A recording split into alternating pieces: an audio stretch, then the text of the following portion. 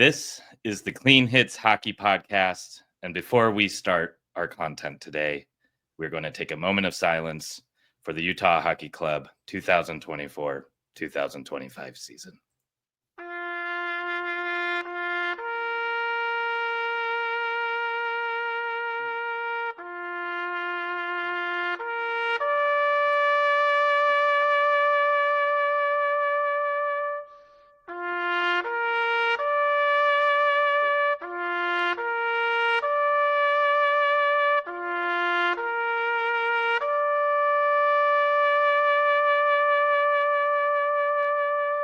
All right, enough of that. Oh, man. That's another dagger just now, too. We are recording this on Saturday, March 29th, and the St. Louis Blues beat the Colorado Avalanche 2-1. The Utah Hockey Club dropped yesterday's game in overtime against the Florida Panthers, got smoked by Tampa Bay 8-0. It seems like ever since I left Utah, the entire hockey club has fallen apart. I think it's time to put a fork in it, unfortunately, but we still have a ton to talk about here on the Clean Hits Hockey Podcast. We're going to talk about what to expect for the rest of the season and better things to come and why you should be really, really excited for the offseason, because I know that's one of our favorite times, because that's when all the hope and Christmas gifts and everything that is fun and new and exciting starts to happen for your favorite hockey team. And I have a feeling this could be a big offseason. I am Clean It's Brad. We got Corey here. We got Trent here. How are you guys doing? I couldn't be better, Brad. Just so excited to start diving into the CHL playoffs, I guess. Yeah. Really. I mean, yeah, that's it. Yeah, it's going to have to be junior hockey for me from here on out. Excited about the bingo balls and where they might fall this summer. I'll be keeping up with the Utah Hockey Club and watching the games as well. Have some interest there. Curious to see how some of the younger players step up, whether or not we have any call-ups from Tucson or anything like that. But this is the time of year after some hard losses where the focus has to switch to the future. So looking forward. Yeah. I'm just thinking we should send you back to Salt Lake City if everything went downhill since you left, right? So just one last gasp at a playoff run here if we can run the table for the rest of the year. But you got to hand it to the St. Louis Blues to win 9 in a row at this point of year. What a way to enter the playoffs. And it makes you think of 2019 when they came right out of the bottom of the league and won the Stanley Cup. So we could see Bill Armstrong's former team here make a pretty good run at the playoffs. Yeah. And they are a divisional rival, but I'm actually kind of excited to kind of see how this playoff run goes with them. Speaking of Utah, though, I just got back from my trip. Trent, you just were there too. So we just got Kenny left from our crew to make the pilgrimage over to Salt Lake City and the Delta Center to see a game. And that is actually happening very soon. Me and Kenny will be at the last home game against the Nashville Predators, April 10th. But I just want to talk a little bit about my experience in SLC. It was fantastic. I mean, this is not my first time up in the Salt Lake area. I have a very, very good friend, shout out Peter, who lives up there, and have really enjoyed all the times I've gone up to visit. But this time was extra special. I got to go over to our friends at Overtime Cards and Collectibles for the Sergachev event, and that was insane. Michelle, the owner, kind of hinted that it may be a crazy one and a line out the door, and we kind of arrived, and the line was not out the door because it seemingly coiled around the entire store like a snake. And it was just awesome to see so many familiar faces there, saying hi and meeting a lot of friendly Utah hockey clubbers at the event. Shout out to everybody I got to speak to. Got to see a lot of Clean Hits t-shirts in the wild, which was really fun and kind of surreal to see. I do believe they still have some of those elite Sergachev shirts. So if you want to go get one, just roll on down to Overtime Cards and Collectibles. But that event was just really, really, really cool. And it was really cool to see, people bringing in eggs for him to sign, the amount of kids there, just the entire community just kind of rallying around the team, and just all the excitement of being in there. The game itself was a blast. Really loud. The towels are really fun. I bumped into a friend of the show, Brogan Houston from the Deseret News there, and he was saying that whenever the towels are in play, he has to kind of hold down his paper cards and notes because the like whipping of all the towels you can just kind of feel everywhere. Air displacement. Yeah. It's like being in Arizona with the AC just blasting in your face in the car when it's 120 out. But tons of fun there. Shout out to Rod and Dave from the Clean Hits Discord. Got to meet them a little bit before the game during the warm-ups. Just a really cool community. Really, really fun to just see kind of the team being the buzz of the town. I mean, when we were out to dinner, we asked to get the game on, and the bartender was just like, "Oh, I can't believe I forgot that the game's on." And then he wanted to ask all about it, of like how I'm a fan, and walking around Delta Center, the whole like area, the day of the game, just the amount of jerseys, the amount of people just wearing shirts and Utah merch just kind of all over the town. It's really fun. And it, obviously this team holds a very special place in all of our hearts, and it's just kind of exciting to see them be in a place that is really rallying around them, and just, just kind of I'm trying to think of the correct word here. It's just kind of the all-encompassing love of the team too. It's not kind of like a bragging sort of situation, or our team's better than your team type of. It's just fun. And like the environment at the game was fun. The environment at overtime was fun. Everybody seems to be having fun with it. It's like a really feel-good story. Absolutely. Yeah. And I felt the same way. To see the team embraced so heartily by the entire community there, and seeing kind of the fellowship around it, and that sort of kinship when you see all of the gear in the wild. And it really just feels like truly it became a big part of the community, and actually a part of the real legitimate community there very, very quickly, in a way that many markets, it takes a long time for that to happen. And many markets just seem honestly a little bit more cynical when it comes to their sports than what we've seen in Utah. And you get to go back there soon with Kenny. It actually makes me think of the Kachuk brothers before the Four Nations face-off in Montreal, where they're talking about turning the Bell Center on its head. And it makes me think of you two heading down to the Delta Center next month. Yeah, we have some plans. We'll announce those once we got them all solidified here. But keep your eyes out. We'll try to be meeting up, maybe before, maybe after, maybe both. Who knows? But let's should be crack a pack. Wild time. Yes. And wow, Corey cracks a fresh pack of hockey cards. We do want to spend a moment to thank Overtime Cards and Collectibles, who are our wonderful sponsors. Again, just could not be more excited about that Sergachev event. And I kind of heard that there may be some more events like that coming up. So make sure you are following them at Overtime Cards UT on Twitter. Or make sure you find their Instagram account as well.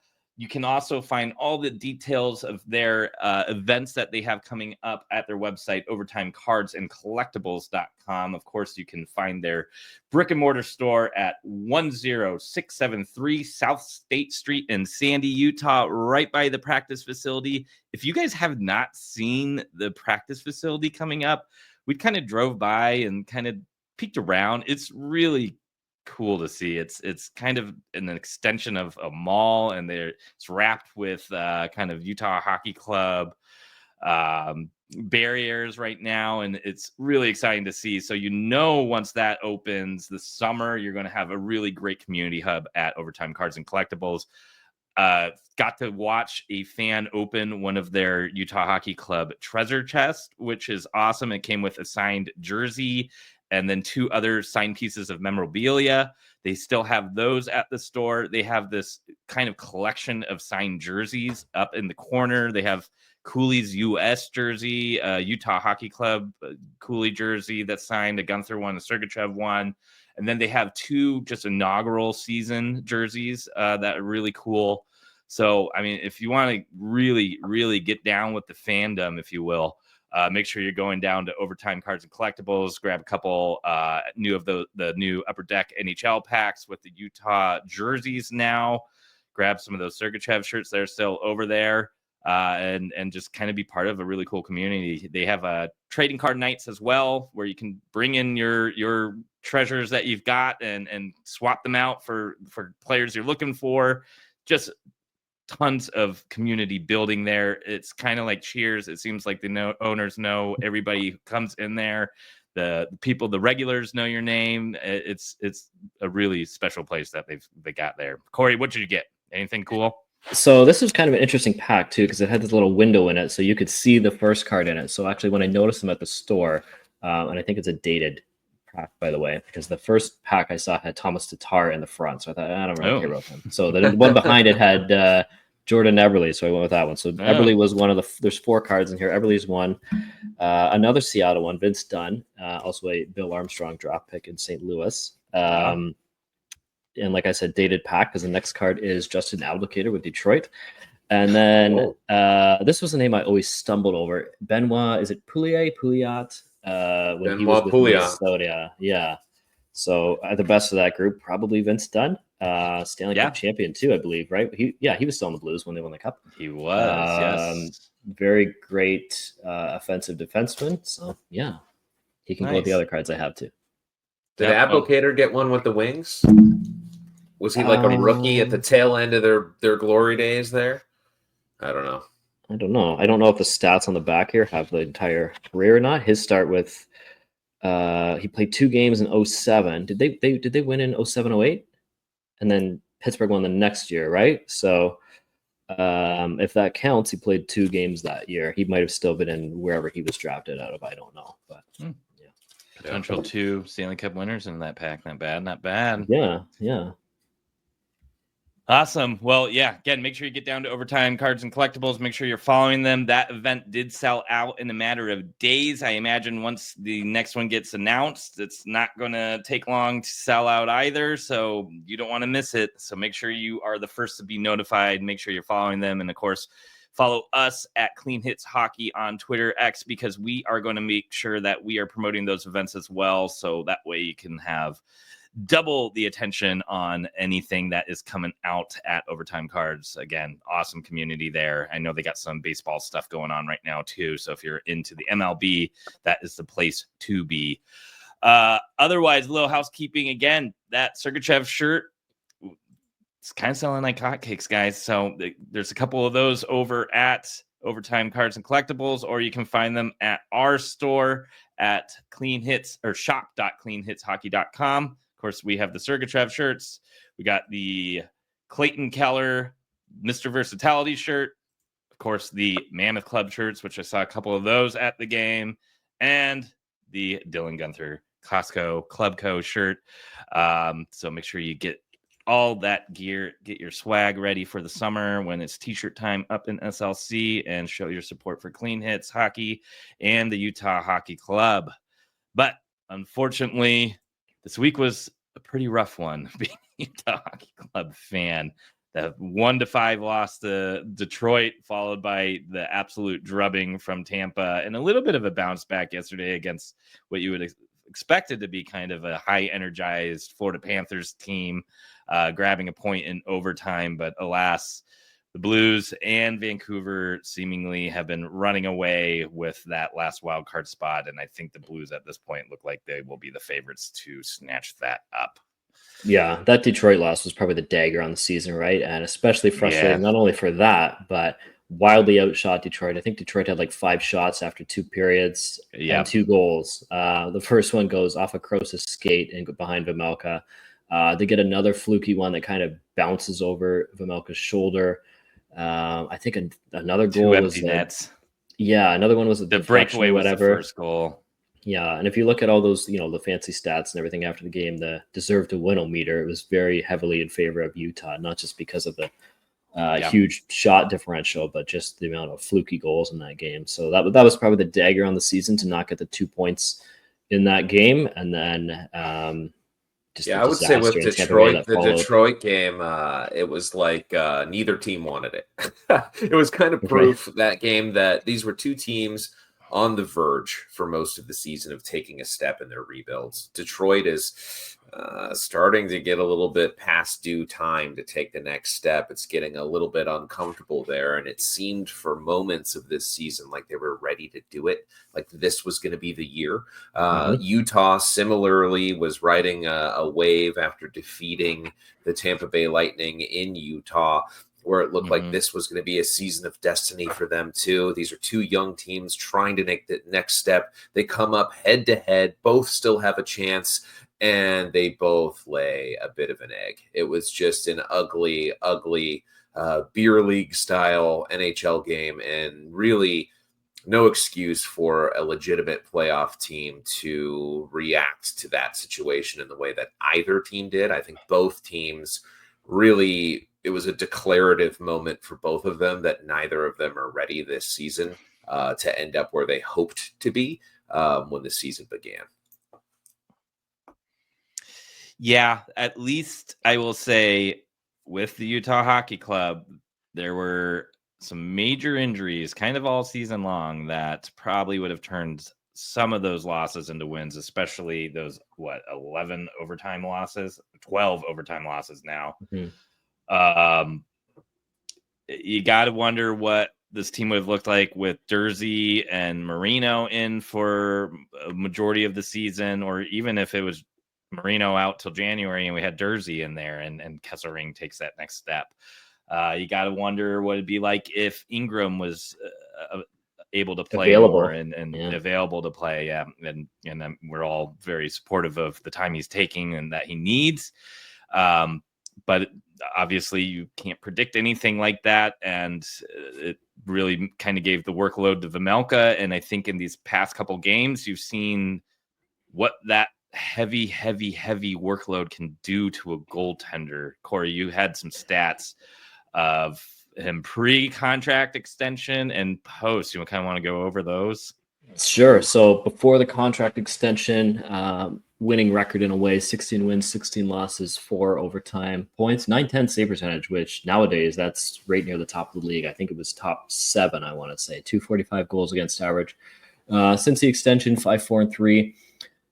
Goals against is up to 309, so letting in about another half a goal a game, but the save percentage has sagged down to 878. Now, I don't think this is like he's kind of given up after he got the big money. I don't think it's something like that. Yeah. I think he's just exhausted. That game last night in Florida, that was the 16th start in a row. I know he's got pulled a couple of times in the Edmonton game, and Stauber went in, and then it's same with the rest of the Tampa game, but I think he just generally needs a break at this point, right? And I think he also needs a break just because I'm getting a little bit fearful of a potential injury from overworking him, and that's particularly concerning considering we just signed to a 5-year deal. So really don't and a very solid season for Karel Vejmelka, and very much knock on wood here, I don't want him to end the season with a significant knee injury where something like that, where he misses a good chunk of the off-season training because he got overworked in the last part of the season here. And I know from Andre Tourne's perspective, I mean, they're not mathematically eliminated. Who knows? They could go on a St. Louis-like run here and still make the playoffs, and that's the coach's mindset. But 11 points out as of today, probably not going to happen. So playing Chicago next game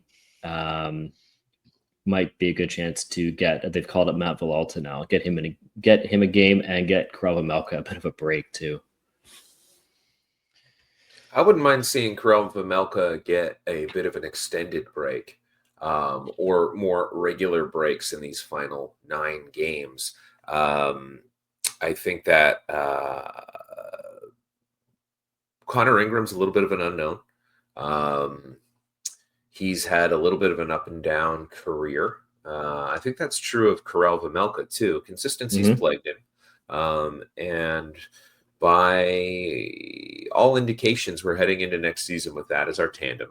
By all indications, next season is a season in which we're going to very seriously look to make the playoffs, and not just be playing meaningful games in April, as was the expectation set by general manager Bill Armstrong at the beginning of the season. I think next season we're going to ratchet those expectations up a little bit. And I think that given the inconsistencies and inconsistent availability of this goaltending tandem, we probably need to figure out what we really have in Jackson Stauber and Matt Villalta.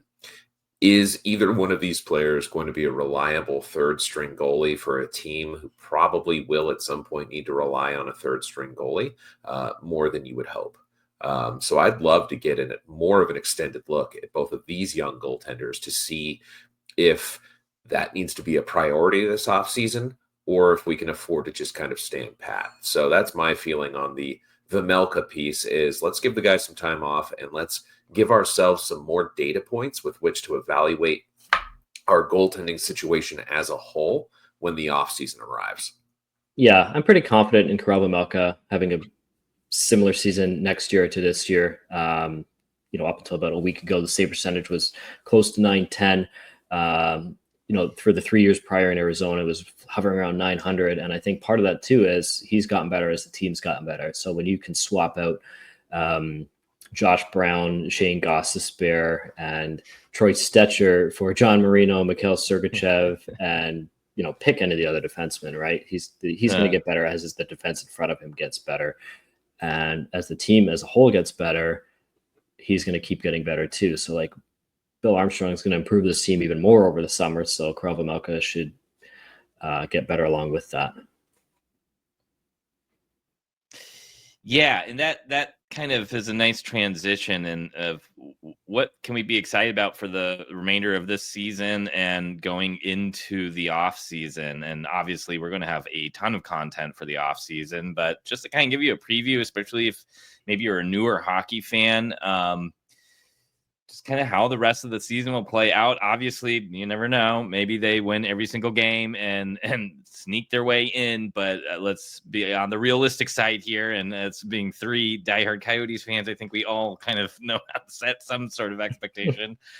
But typically this time of year, especially on rebuilding teams or teams that are kind of on the up and coming kind of area within the league, you'll start to see players get pulled up from the AHL. So in seasons past, like Josh Stone made his debut just about a year ago with that 2-goal performance against Columbus, which really kind of put a nice little bow at the end of the season. Dylan Guenther was really heating up near the end, and you started to really feel confident in what he was going to bring for this season and what we're seeing now.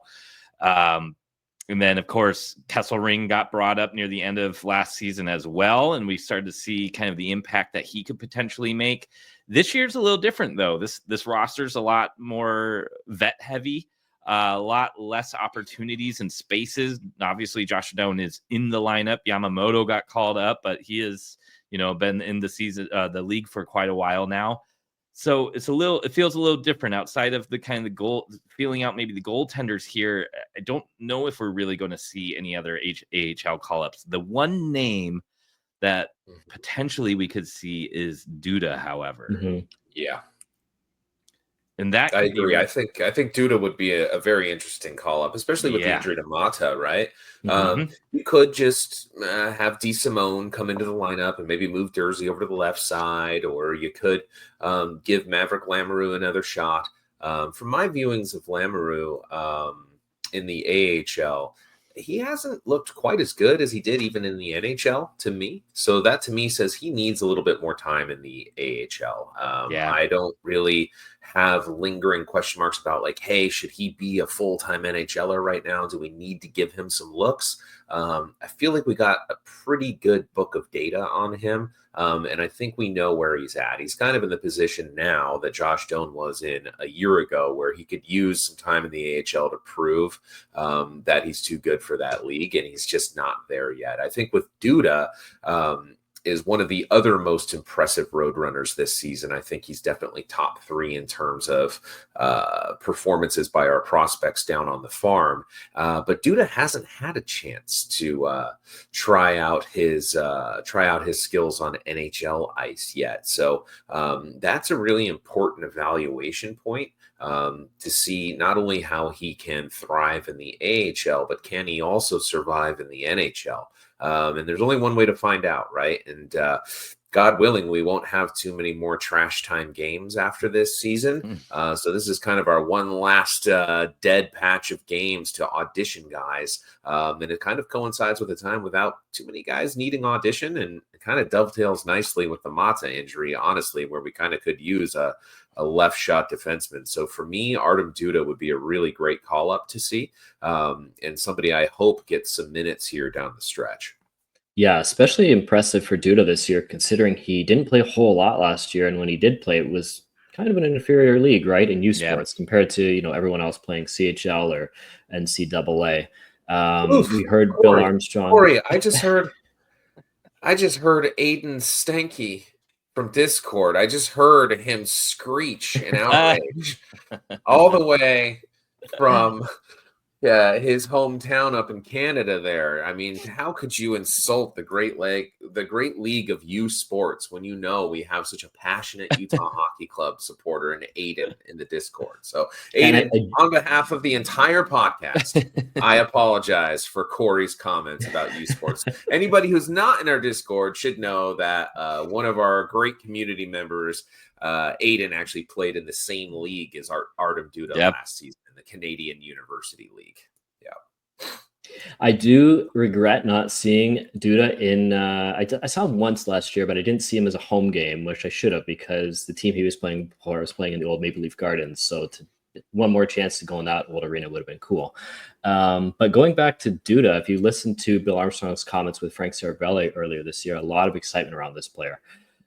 So like Trent said, an opportunity to see what he can do at the NHL, but I also wonder if it's an opportunity to show off Artem Duda to the other 31 teams, because we need to upgrade this team this summer. We're pretty flush on defense. So does Artem Duda maybe go out the door? Does maybe Maverick Lamoureux go out the door? I'm a big fan of Maverick Lamoureux, but I agree with Trent there too, that he just needs a lot more time in the AHL. He's still big. He's awkward because of his size. He's still growing. He's missed a lot of time too with his different injuries. Shoulder injury, he had a long bout of mono, so we missed some time with that.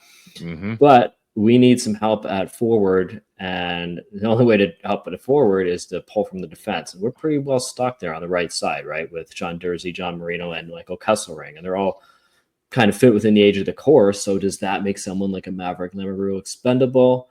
Does that make somebody like a Artem Duda expendable when you have Sergachev, Simashev incoming on the left side, and Oli Mata holding down the third pair? Don't forget Will Scahan. Will Scahan down in Boston too. He's a good lefty. We spent a second rounder on recently, and then friend of the show, Thomas Lavoie. Friend of the show, needing a contract. I think that's got to be coming soon. His entry. Yeah, he'll get one. I'm not sure about Kipke, but Lavoie will get one. Yeah. No, and that's a good point. And obviously, as we get into the offseason, we'll probably have tons of tinfoil hat style episodes where we've connected dots and are absolutely certain of who the team's going to be trading for, only to wake up to a ton of texts and messages that we went totally zagged and took somebody and traded for somebody that we had no idea we would. But that is just one of the kind of exciting things to think about on the horizon here. So how will this team get better? What are they going to do to upgrade? Is it going to be through free agency? We know major giant names like Mitch Marner have been already thrown around.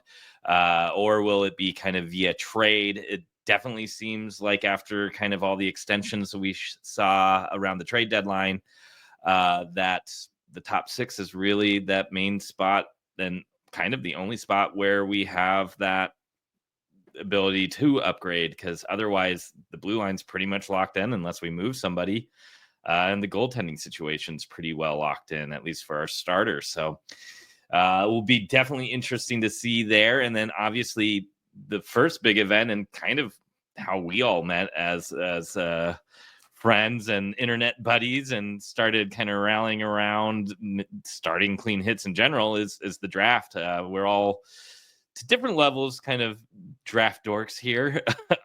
Trent obviously being the biggest of the gurus of the NHL draft out of the crew.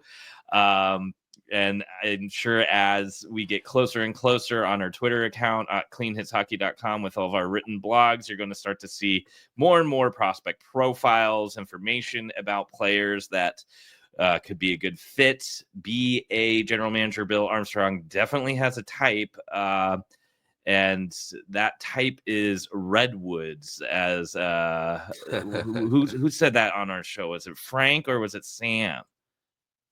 I think it was Sam Cosentino. I think it was Sam. Yeah. I do too. Yeah.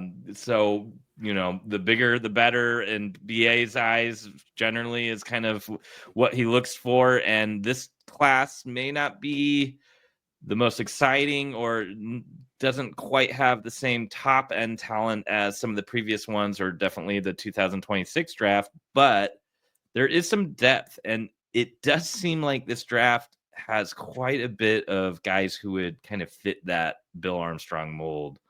Trent, no doubt about it. Any names that we should be circling right now that are kind of in that range? I don't know, pick 10 to 14 that could be a good fit. Yeah, for sure. There's a bunch. And I think right now, as far as points percentage is concerned, we're tied with Montreal for 13th and 14th worst at 521. We have one extra point that they don't have currently. So I would say that right now, you can't really track these things because of the point system, but I'd say we have about the 14th best odds heading into the draft lottery, which generally equates to like a 2% chance or a 1% chance of winning it, i.e. we're not winning it. So yeah, we're probably not picking top 10, and we're probably not making the playoffs. We're in that mushy middle, which is okay to be in at the tail end of a rebuild. So some of the guys that I really love at the top end of the draft that I've been drooling over all season won't be there, but there are going to be plenty of guys that are very interesting there. If you watch the CHL playoffs, which I highly recommend you do, the playoff package is pretty cheap, and actually the WHL playoffs are being streamed for free. I don't remember the name of the service that's doing that because Victory, yes. So you can watch WHL playoff games for free, and if you do, make sure that you tune in to Tri-City Americans games for a look at Jackson Smith, who's probably going to go a little bit before our pick, but there are surprises come draft day. He's a highly mobile, just beautiful skating, 6'2", 6'3" left shot defenseman who can pile up points. There's Radim Murtka, who I've been talking about since the Hlinka Gretzky tournament this summer, is a 6'6" right shot monster defenseman playing for the Seattle Thunderbirds this year. So keep an eye out for him.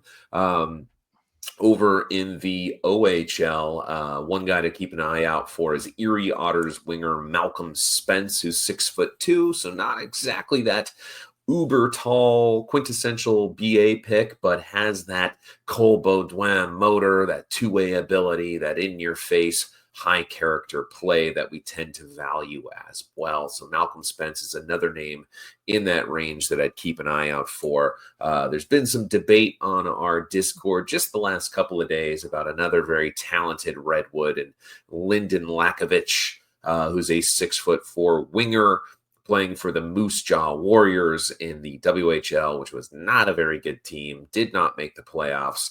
He is an interesting one because in terms of the 3 S's, the size, shot, and skating ability, he has the best trio of those qualities of anyone in the draft at any point, even in the top 5. And he's very likely to be there at 14 because his game has some warts, some things that need to be worked through. And if this staff believes in their development team, which we have a phenomenal development team, and if these scouts feel like they've picked out the individual traits that's going to make him a successful player moving forward, I could definitely see him being a name that we swing for at 14th. And if developed properly, he's a guy who has a potential to be one of the 5 best players in this draft, and also has an equal potential to be not a very good NHLer at all. So that's the excitement of drafting 18-year-olds. That's the excitement of drafting in that mushy middle area, is you never know what you're going to get, and you never know which direction the team's going to go. So much to be keying in on and focusing on as we head toward the draft. A lot of great junior hockey going on. The NCAA tournament's going on, so make sure you're watching that as well. And make sure that you're following Clean Hits on our Discord, on X, and for our blog for more draft content on all of the interesting names coming up for the draft. Yeah, to me from that group, the name that really stands out is Radim Murtka. And I think it gives you some interesting flexibility. And to go back to the Maverick Lamoureux discussion, so those two guys, they're both right shot D. They're both huge. Murtka's 6'6". I think Maverick Lamoureux's, is he about the same? 6'7". Yeah. Okay, yeah. Fair enough. Well, it's like Daniil Boot. I think he's up to about 7'2" now. He keeps on growing an inch every BA interview, it seems. Right. Murtka, though, not too far off a point per game with Seattle. Gives you some nice flexibility. If you can draft him, and if there's any concerns about where Maverick Lamoureux's development is with so much missed time, you can do a bit of a reset here. And we've seen Bill do that before, right? He drafted JJ Moser, gave him the extension, but then he turned him into Sergachev. So if you can draft Murtka, does that allow you to flip Maverick Lamoureux? You put Murtka, you develop him in Seattle, you get him to Tucson, and then in a couple of years when Sean Durzee's contract is up, John Marino's contract up, he's ready to go. And in the interim, you've traded Maverick Lamoureux and maybe some other stuff, and you've upgraded the second line center spot. Could be. I can see it. He does play chess, not checkers, our general manager. He thinks 6 moves ahead, so you never really know, and that might play a factor into his decision-making. If it were up to me, I'd be crossing all my fingers and toes for Carter Bear, the prospect I probably love the most in this class, except he had a gruesome, very hard to watch. I was watching that game, streaming it, not knowing it was going to happen. It was after the fact, but I hadn't looked online. Sliced his Achilles tendon right there at the end of an amazing breakout season. So that'll be interesting to watch at the Combine, what the doctor's reports have to say and what the expected shortening of that tendon is going to look like, and how severe that tendon shortening might be, and what relationship that might have to his skating stride, which was already the weak point of his game. This is a kid that we would have killed to see in the playoffs this year, because he's just a blood and guts, all motor, all effort, net front menace, goal scorer who's tailor-made for the postseason. And unfortunately, he's watching at home with a bum ankle. So that's the draft. That's sports for you. Hard Knocks, and yet another interesting name in the mix that may not have been there at spot 14 because he's so desirable for so many reasons, and maybe you get a little bit of a faller there and you take the risk. Maybe like Lyndon Lakovich, who teams are going to be wary of early on because of some of the red flags, but maybe a team at 14th can take a big swing and end up with a first liner rather than a second or third lining support player, right? But you know what's going to happen, right? We're going to finish 15th. We're going to win the lottery. You can move up 10 spots, and we're going to pick 5th, just outside of that top 4 group who really separate themselves from the rest of the pack. Caleb Desnoyers all day. All day. Yeah. Caleb Desnoyers. Yep. There we go. Big center. Fine with that. Yeah. Yeah. Well, draft time is always a lot of fun, always very interesting. And another thing that kind of happens around the draft is the trades start picking up, especially on draft day. This team has been known to make draft day moves, oftentimes moving up in the draft, getting a second first round pick, or moving a later first further up. Team still has a smaller treasure cove of picks, but there are still more picks than we can really use as far as a prospect pipeline. So could definitely see maybe a move up a couple spots to get their guy at the draft. But when other teams start to make these moves as well, you start to kind of see what free agency is going to look like a little bit more. You start to see which teams are utilizing their cap space or are making room in their cap space. Maybe that's to sign their own UFAs, or to make room for a bigger trade or a UFA that they would like to target. But that will lead right into that UFA period, which usually is around July 4th. It's kind of around that week. And again, we kind of hinted at it. There's probably a big chance this team makes a splash again. Last year, the day 2 of the NHL draft is when they made the big blockbuster trade to get Mikhail Sergachev. Immediately after, they traded more picks to grab John Marino. Maybe this is a similar thing where they decide to go for the trade route to kind of upgrade the top 6 forwards, or maybe they wait for UFA and see if a guy like Mitch Marner is actually there. It'll be really interesting, but the draft kind of starts to form what you typically see kind of around the league, and then got about a couple of weeks of letting the dust settle. You kind of see how teams are built, and then prospect development camp starts up, and then we get a little bit of a break and we get into rookie camp. It goes quick. So we think, eat, sleep hockey all year round over here. So definitely we'll have content all summer long, and especially a ton of it leading into those very big events of seeing how the team's future is going to look and how they will improve going into the 2025-26 season. I mean, at that point, I think what we can hope for the rest of this season is to see some players hit some milestones. I know Keller's coming close to his 500th point, where you mentioned he's at what, 496. So he could get 4 points easy against Chicago. Easy. Yep. Yeah. And Chicago alone. Yeah, just Chicago. Man, that's unreal that he's so young. Like, I think of Clayton Keller as a prospect, or you know what I mean? Like, he's already the captain, he's a multiple-time all-star, he's a full-blown veteran, no doubt about it. But in my mind, he's still like a kid. And the fact that he's about to put up 500 points already is insane, especially with how bad the teams have been that he's been a part of. He's like had so little help. So I'm so excited to see what this dude can do when Keller and Gunther really reach their final form and round into the top end of what they're going to be. It's such an exciting future for Captain Clayton Keller and really the whole squad as these young pieces start to fully mature. And he's going to have some more players to play with next year. Bill Armstrong didn't just get rid of that Shea Weber contract to help Chicago hit the floor. No. That was $8 million out the door so he can spend it. I was actually just mocking up here the $14 million check to give Mitch Marner on July 1st. So we can give him this money, we'll bring him in. You look at this team, it needs the two biggest needs, some secondary scoring. This year, if it's not Cooley, Gunther, Keller, and Schmaltz scoring, they've struggled, right? Lawson Krause hasn't got his normal numbers. Marco Carconi took a step back. Alex Kerfoot's still a great player, but the offense is taking a step back. So you need some secondary scoring and you need some help at center ice, probably a second line, third line center. Logan Cooley is going to be a number one center if he's not already. Barrett Hayton is, I don't know, 2, 3C, one of those. But you need it. Basically, we need another Barrett Hayton. We need another Barrett Hayton, and we need a scoring winger. And I think we're pretty set. The goaltending's set. The defense is set. Going to go into free agency, and we're going to have to make some trades. We've heard this repeatedly. We have too many players. Matthias Michelli can't get in the lineup. We have Justin Kipke, who's probably not going to get a contract. We talked about Artem Duda.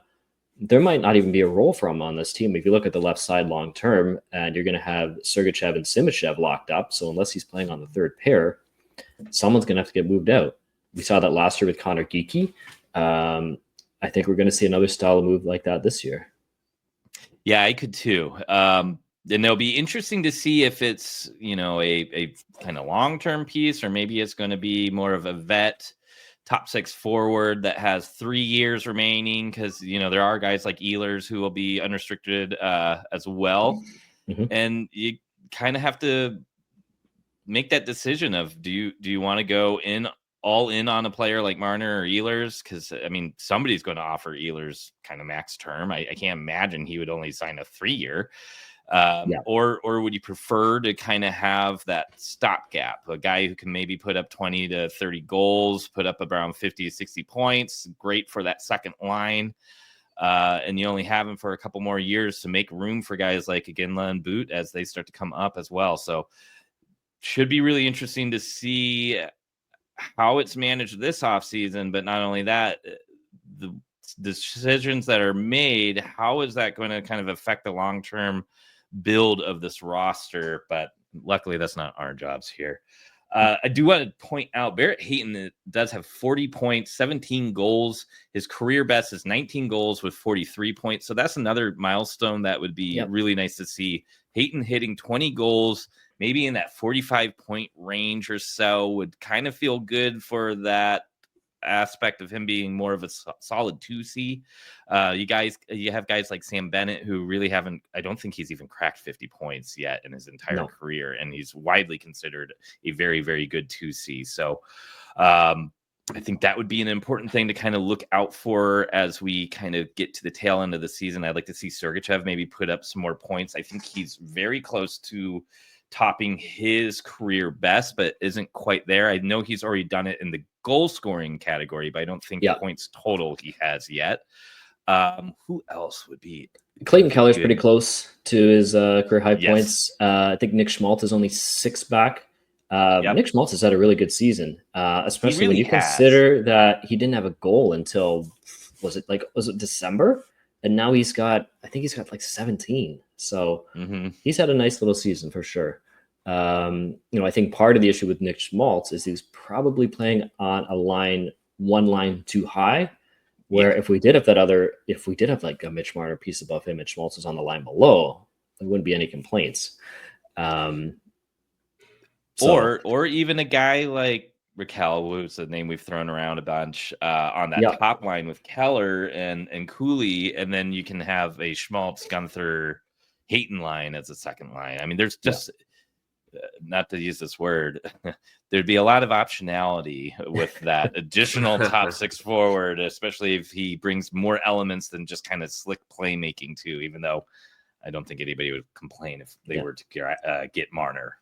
I think there's another Brock Besser's another name. Yeah, Brock Besser could potentially be, from the goal scoring winger department, who probably isn't going to be a max term guy and would probably accept a dollar value that's movable. If TJ Ginla or Daniel Boot really pop off and need a big money contract, I expect Brock Besser to come in at a movable number in a way that maybe you're a little locked into somebody like Ehlers or Marner, who's a higher caliber UFA. You're probably married to them for the long term. But Besser isn't exactly a stopgap. It'll be something more than that. But if you can trade the contract in a couple of years, then you can turn it into a stopgap, certainly, Yeah, and I still think there's another Sergachev type deal. Like there was no rumors about Sergachev, right? And all of a sudden he's traded. So I think there's a center version of him out there. Maybe Bill's doing his planting seeds thing all over again and hoping that player shakes free. Maybe that is a team who flops in the playoffs, right? And looks to change things up. A player I've talked a lot about is Marco Rossi. Michael Russo, the reporter for The Athletic, the longtime beat reporter for the Wild, put it at 70% chance that he's likely to be traded. Wow. That, he and the Wild are just so far apart in contract negotiations. Now, he checks the box for the center. He's got ties to Andre Tourné. Andre Tourné, called him like the best hockey player ever, essentially. Does not check the size box in a way. He's got the Max Domi build where he's very thick. He's not very tall. He's only 5'9", but try and knock him over. He's just how he's built. Bowling ball. Yeah. Exactly. Right. So if you could pry him out of Minnesota, looking how things are going there, they're probably going to fall to the second wild card, right? And they're just going to get smoked by Minnesota or by Winnipeg in the first round. Minnesota's won, I think it's 3 rounds ever in the playoffs. Haven't won one in a very long time. All their cap space is going to get sucked up by Kaprizov. Maybe Marco Rossi becomes available. Sorry, go ahead. Yeah, I can see that. I can see Minnesota needing to make some changes too. They're going to need to kind of reimagine that roster now that the cap space is coming. They're going to need to decide where they commit that money. I think that Bill Guerin is sick and tired of being handcuffed by deals not of his choosing. So I think he's going to be very picky about who gets the cash. And if he doesn't feel confident that Rossi's the guy he wants to lock up, I think he'll move him. I think that Bill Guerin's going to be real cautious about how he reimagines that roster. And I think that Minnesota's due for a big facelift, maybe not as much as one team that maybe in some of the most desperate need of a facelift of any team from front office all the way down is the New York Islanders. And boy, would I love to see a surprise move for somebody like Bo Horvat out of the Isle. Do you think it could be, again, it doesn't really address the size issue, but Matt Barzal? I don't think the Islanders are going to do anything big until Lamoriello's out of there and they have a real refresh. I'm suggesting maybe it's time for that to happen. I mean, you've got Patrick Waugh, who's been a GM before, who's already in the system, who's got a good beat on what he's got on his roster, has been a junior coach and franchise owner and manager before, probably has some tolerance for a rebuild. That team is going nowhere fast. They've been treading water in the mushy middle for seemingly an eternity. And I think it's time for them to really bring it back to the studs and rebuild around Barzal and Dobson and that sort of 26 and younger age range. And that would put Bo Horvat on the outside looking in as a 29-year-old. If I were them, I would trade anyone over 26, 27. They have completely rebuild that thing. They have one regular forward under age 28. By comparison, Utah's whole team has, I believe it's 2 players over the age of 30, and it's Ian Cole and it's Robert Bertuzzo. Whereas, like the Islanders, the only forward, Max Siplikov, is 26, and then even the defense, Noah Dobson's 25, and that's a little shaky. I don't know if he's going to resign there. He's a restricted free agent. Fired his agent, so obviously they're not close on a deal. Romanov also an RFA, Perunovic RFA, Adam Boquist RFA. There's a lot of cap space here, surprisingly, for as much as they've given away to guys like Pierre Engvall and stuff like that. But that could be a team that shakes things up.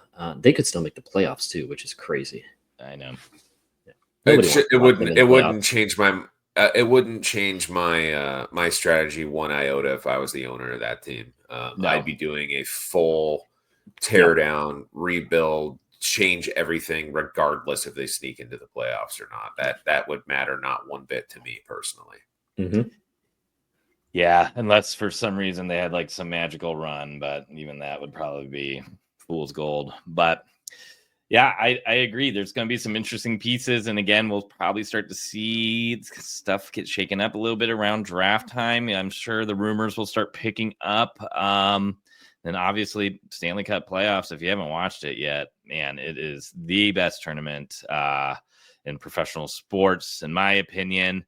So it is going to be a fun ride. Grab a bandwagon team if you want, and just Washington enjoy it. Capitals. I suggest the Washington Capitals for everybody. I brought this up before on a different show. If Ovi gets a second cup and breaks Wayne Gretzky's record this year, let's say, I mean, he's obviously going to do it. Who is higher in the hockey Hall of Fame all-time tier list, Ovi or Crosby? Wait, you just made up my mind though, Brad. I no longer want this to happen because we've already had to hear the Ovi versus Crosby debate for like the last 20 plus years. Now it's going to go on for like 50 more years after this if this happens. I've heard true. I've so heard if enough. He doesn't win it, then it's Crosby, and you don't need to worry about hearing about it. Okay. That's it. I changed my mind. I'm picking a new team. Hurricanes. Here we go. Let's go. No, I think the Capitals would be fun. Obviously, yes. I like the Panthers quite a bit too. Yep. I know you're not a huge fan of the Sens, but I would like to see the Senators make Brady some noise. Yeah, especially for Brady. Yep. Especially if they're playing Toronto, right? Oh, I know. That Battle of Ontario going. That would be hilarious. That would be so fun just to see what would happen to the psyche of the city of Toronto if Ottawa beat them in the playoffs. Yeah. Oh, I would love that. I would love that. And you know who would like really be just like sitting there like all their plans are coming together, just greedy excitement would be every bartender and every psychiatrist in Toronto, I think. Every one of them. It'd be like a banner store owners. Yeah, exactly. But I will say this about the Stanley Cup playoffs. Brad, you alluded to it. If you're a new hockey fan, if you're a new NHL fan at least, and you haven't experienced the NHL playoffs, you have to watch it. It's an entire sport. Especially the first round. Yeah. It's not like a little bit more intense. It's not like a little bit more fast and a little bit more fun. It's like they all Hulk out and become a different species of human. It's unreal. You got to watch it. It's amazing. It's never going to be better than when it's going to be in the Delta Center and it's Utah's turn to Hulk out in the postseason. But until such time, you got to prepare yourself for it so that you're not alarmed when it descends upon the Delta Center. You've got to watch the NHL playoffs this summer to get yourself ready. Yep, absolutely. And with that, I say we wrap it up. Got just a couple more weeks. Again, me and Kenny will be out there for that last home game. So we'll figure out some sort of meetup event. So keep that night open, guys.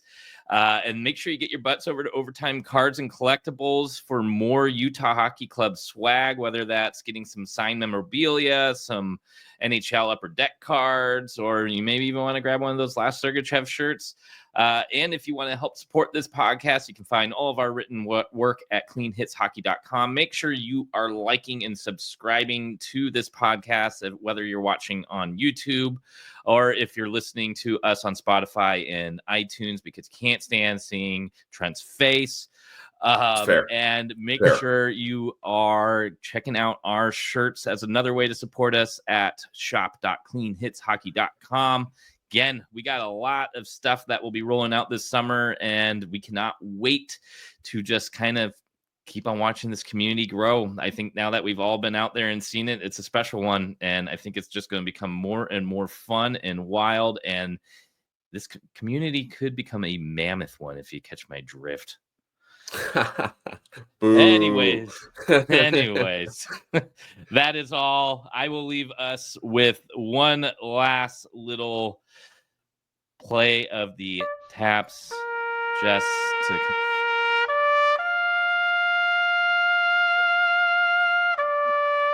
watch. Plenty of fun and exciting things to be ready for the Utah Hockey Club in this offseason, the rest of this season, and going into next.